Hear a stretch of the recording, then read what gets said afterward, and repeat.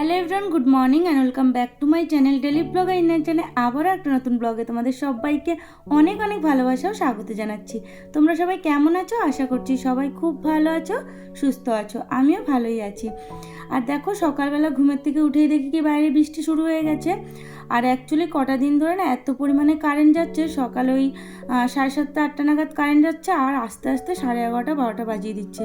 বুঝতে পারছো এই গরমের মধ্যে যদি কারেন্ট চলে যায় কীরকম পরিস্থিতি হয়। তো মাম্মা সেই কারণে না সকাল সকালই ঘুমের থেকে উঠে পড়েছে। স্বাভাবিক না, গরমের মধ্যে কতক্ষণ ঘুমিয়ে থাকা যায়। আর ওদের তো প্রচণ্ডই গরম, আমরা যদিও একটু মানিয়ে নিতে পারবো, কিন্তু বাচ্চারা তো সেটা পারে না। তো মাম্মা আজকে সকাল সকাল আমার সাথেই ঘুমের থেকে উঠে পড়েছে। আর দেখো এখানে বসে মাম্মার আমি মিলে একটু সময় কাটাচ্ছিলাম, বৃষ্টি দেখছিলাম। আর দেখো এই মধ্যে মানে কি কাণ্ডটা করলো, মানে বোতলটা নিয়েছে, খেলছে খেলছে হঠাৎ করে ছুঁড়ে ফেলে দিল। তো আমি আর ধরতেই পারলাম না, পুরো নিচেই পড়ে গেছে। আর বৃষ্টি যেহেতু হচ্ছে, এখন বাইরে আমি যেতেও পারবো না, আর ওকে রেখে এখন যাওয়া সম্ভব না, যেহেতু ও উঠে গেছে ঘুমের থেকে। তো ভাবলাম ঠিক আছে, বোতলটা তো মানে ওই বোতলটা হলো ওই যে জল কিনে খেলে যে বোতলগুলো দেয় সেই বোতলগুলো, তো ওগুলো ফেলে দিয়েছে। ভাবলাম ঠিক আছে, কোনো অসুবিধা হবে না। মানে এরকম কিছু কিছু জিনিস মানে যেগুলো খুব একটা প্রয়োজনীয় না, তখন আর উঠাতে যাই না, কারণ সবসময় তো উঠাতে যাওয়া সম্ভব হয় না। তো ভাবি ঠিক আছে, অসুবিধা হবে না, ওটা ফেলে দিয়েছে। তো এখানে আমি একটু মানে এমনি মানে মজা করে একটু মানে ওর পিছনে একটু চড় মারার অ্যাক্টিং করছিলাম, দেখলেই তোমরা। আর কি প্রচণ্ড রেগে গেছে জানো না। তো যাই হোক, দেখো এখানে এই যে তারপরে মাম্মাকে তো ফ্রেশ আগেই করিয়ে দিয়েছিলাম, তারপরেই বসে দুজনে একটু আড্ডা দিচ্ছিলাম। তো তারপরে এখানে সমস্ত বাসি কাজ কমপ্লিট করে রান্নাঘরে চলে এসেছি। আর দেখো ভাতও কিন্তু অলরেডি বসিয়ে দিয়েছি, আর তার মধ্যে আমি খেয়ে নিয়েছি, মাম্মাকে খাইয়েছি। আর এখানে যে আজকে মাংস রান্না করব, তো তার জন্য দেখো সমস্ত কিছু কিন্তু এখানে কেটে নিয়েছি। তো আলু কেটেছি, পেঁয়াজ কেটেছি, টমেটো, আদা, রসুন এগুলো কুচিয়ে মানে ঘষে নিয়েছি। আর আজকে শুধু মাংসই রান্না করব, আর কোনো তরকারি রান্না করব না। তার কারণ হলো আজকে শুধু দুপুরেই তোমাদের দাদাভাই খাবে, আর বিকেলের দিকে খাবেও না ও। তার কারণ হলো ও রাত্রে নিমন্ত্রণ আছে একটা বিয়ে বাড়িতে। তো সেই কারণে মাংস ভাত হলে না মানে এক তরকারি ভাত, মানে যেটা বলতে চাইছি মানে মাংস মানে খাওয়া যায়, আর কোনো কিছু তার সঙ্গে না হলেও চলে। যাই হোক, এখানে দেখো অল্প করে মাংস ছিল, সেটুকুনি এখানে এই যে আমি এখন করে নেব। তার জন্য এই যে আলুগুলোকে ভেজে নিলাম। তো এখন একটু এই যে জিরে ফোড়ন দিয়ে তেজপাতা ফোড়ন দিয়ে পেঁয়াজটাকে ভেজে নেব। এই মাংস করতে করতে একটা কথা তোমাদের সাথে শেয়ার করি। আগে জানো তো, মানে বিয়ের আগে যখন দেখতাম মা মাংস রান্না করতো বা কাউকে দেখতাম, তো কখনো সেইভাবে তো আমি বিয়ের আগে রান্নাবান্না করিনি। ওই টুকিটাকি ধরো ভাতটা একটু দেখলাম, মানে নাড়ি যদি ধরো মা বলতো যে ভাতটাকে একটু দেখ, যে বা জালটা কমিয়ে দে বা ভাতটাকে একটু নাড়িয়ে দে, সেই ক্ষেত্রে করতাম। বা তরকারিটাকে একটু নাড়িয়ে দে, কিছু একটু ভাজলাম, তো সেই সব করতাম। কিন্তু কখনো সেইভাবে মানে আমি প্রপার রান্নাবান্না করিনি। তো মাংস তো দূরের কথা, মানে মাংসটাকে আমি সব থেকে মনে করতাম কঠিন রান্না, মানে সব রান্নার মধ্যে মনে করতাম মাংসটাই যেন কঠিন রান্না। আর সেই মানে রান্নাটাই দেখো আমি এখন ইজিলি করতে পারি। তো এটাই হলো সময় সব কিছু পরিবর্তন করে দেয়। তো এখন ভাবি কি যে এটাই হয়তো সব থেকে সোজা রান্না, মানে ভাবি কি এখন আমার কাছে এটাই সব থেকে সোজা রান্না মনে হয়। যাই হোক, এটাই তোমাদের সাথে শেয়ার করলাম। মানে প্রত্যেকবারই যখনই মাংস রান্না করি আমার এই কথাটাই মনে পড়ে যে আমি কতটাই না ভয় পেতাম।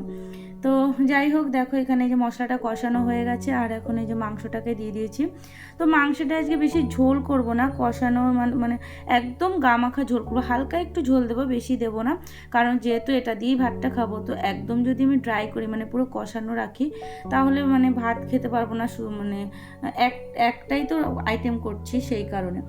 যাই হোক, তো দেখো এখানে যে মানে ঢেকে ঢেকে কষিয়ে নিচ্ছি, তাহলে কী হবে বলো তো, সিদ্ধ হয়ে যাবে। আর অল্প জল দিলেও তাহলে মানে মাংসটা হয়ে যাবে, অসুবিধা হবে না। আর না হলে কী হবে বলতো, সিদ্ধ করতে গেলে অনেকটা পরিমাণে জল দিতে হবে।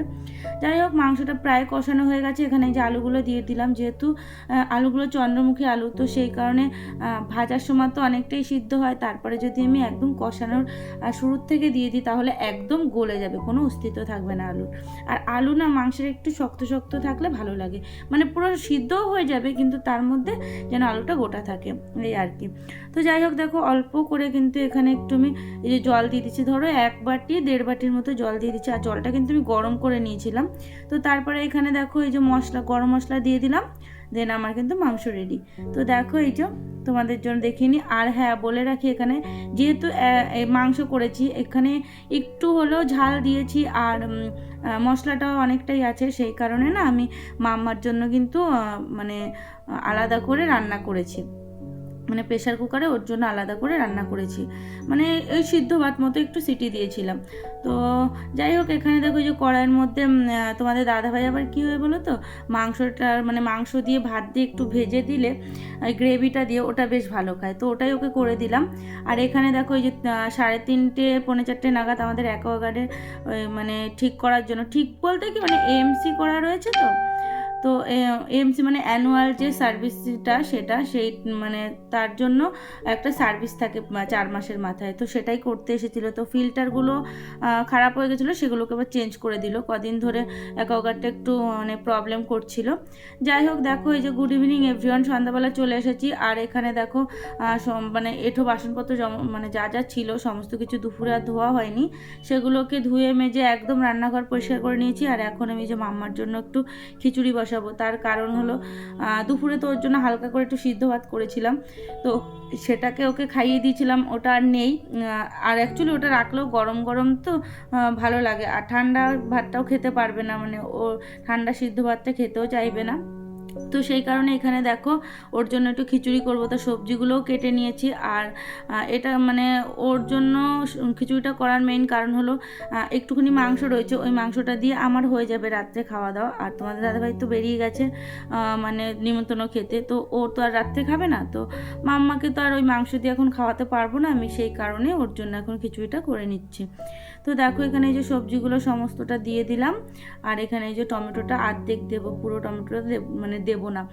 আর ভাবছি কি, যেহেতু কালকে আবার সকালবেলা তোমাদের দাদাভাই কি নিয়ে যাবে মানে টিফিনে, সেটা ভেবে ভাবলাম ঠিক আছে, ও আবার যখন মানে বিট এনেছিল, বলছিল বিট ভাজা খেতে, মানে অ্যাকচুয়ালি বিট ভাজা খেতেও ভালোবাসে, তো সেই কারণে ভাবলাম তাহলে ওর জন্য একটু বিট আলু মানে ভেজে রাখি, সকালবেলা ভাত তো থাকবে, ভাত নিয়ে ও মানে মানে ভাত দিয়ে ওই ভাজাটা দিয়ে নিয়ে যেতে পারবে। অ্যাকচুয়ালি ভাত মানে আমার মনে ছিল না দুপুরবেলা যে ও নিমন্ত্রণ খেতে যাবে, সেই কারণে অনেকটাই ভাত মানে চাল দিয়ে ফেলেছিলাম, তো ভাত অনেকটাই রয়েছে। না হলে রাত্রের দিকে আবার রান্না করতাম, কারণ ও আবার সকালে কী নিয়ে যাবে, তো দেখলাম যে যখন ভাত রয়েছে আর রান্না করতে হবেও না। তো যাই হোক, দেখো মাম্মার এখানে এই যে খাবারটা বসিয়ে দিয়েছি। আর এই যে বাচ্চাদের রান্না করতে গেলে কি হয় বলো তো, এই যে অল্প পরিমাণে দেওয়া হয়, তো এদেরটা মানে তুমি যতই সিটি মারো না কেন মানে প্রপার সিদ্ধটা হয় না, তো সেই কারণে আমি কি করি বলো তো, প্রথমে 2-3টে সিটি মেরে নিই, তারপরে ওই ভাপটাকে বসিয়ে দিয়ে তারপরে গিয়ে ধরো যখন ঠান্ডা হয়ে যায়, মানে ঠান্ডা বলতে মানে সিটিটা পুরো প্রপার বসে যায়, তখন আবার 2টো সিটি দিয়ে নিই, দেন বেশ খাবারটা একদম মানে বাচ্চাদের খাওয়ার উপযুক্ত হয়ে যায়, মানে একদম নরম হয়ে যায়, মিক্সি করা লাগে না। তো যাই হোক, দেখো এখানে এই যে জলের বোতলগুলো এখন জল ভরবো আমি, তো সেই কারণে দেখো যে বোতলগুলোকে সমস্ত খালি বোতলগুলোকে নিয়ে এসেছি। তবে অ্যাকোয়াগার্ডটা জল একটা বোতল ভরার পরে দেখলাম আর জল নেই, তারপরে আবার অ্যাকোয়াগার্ডটা ছেড়ে দিলাম, মানে চালিয়ে দিলাম, তো তারপরে ওগুলো ভরলে আবার জলের বোতলগুলো ভরে নেব। তো প্রথমে বুঝতে পারিনি যে জলটা শেষ হয়ে গেছে, না হলে আগেই চালিয়ে দিতাম। অ্যাকচুয়ালি তোমার দাদাভাই হয়তো ভরেছিল জল, সেই কারণে আমি জানি না। যাই হোক, দেখো মাম্মার এখানে খাবারটা কিন্তু সম্পূর্ণ রেডি হয়ে গেছে। আর এখন আমি এই যে তোমাদের দাদাভাইয়ের জন্য এই মানে ভেজে নেব ওই আলু আর বিট, হ্যাঁ বিট, বিট গাজর, এটা না ঠিক গুলিয়ে যায়, গাজর না বিট, মানে বিট, হ্যাঁ।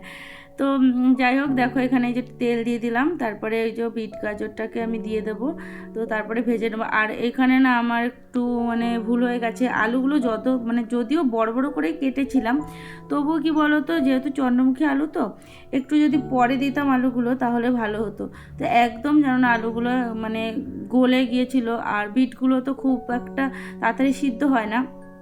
তো যাই হোক, কিছু করার নেই, কিন্তু খেতে কিন্তু ভীষণই টেস্টি হয়, বিট গাজর দিয়ে ভাজলে আরও বেশি ভালো লাগে। তো তোমাদের দাদাভাই আবার বিটটা শুধু ভাজা খেতেই ভালোবাসে, তো ওর মধ্যে একটু আলু দিয়ে দিলাম, তো এটাও খেতে ভালো লাগবে। যাই হোক, মাম্মা কিন্তু ঘুমাচ্ছে, যে কারণে কিন্তু আমি এতগুলো কাজ করে নিতে পারছি, জানো তো।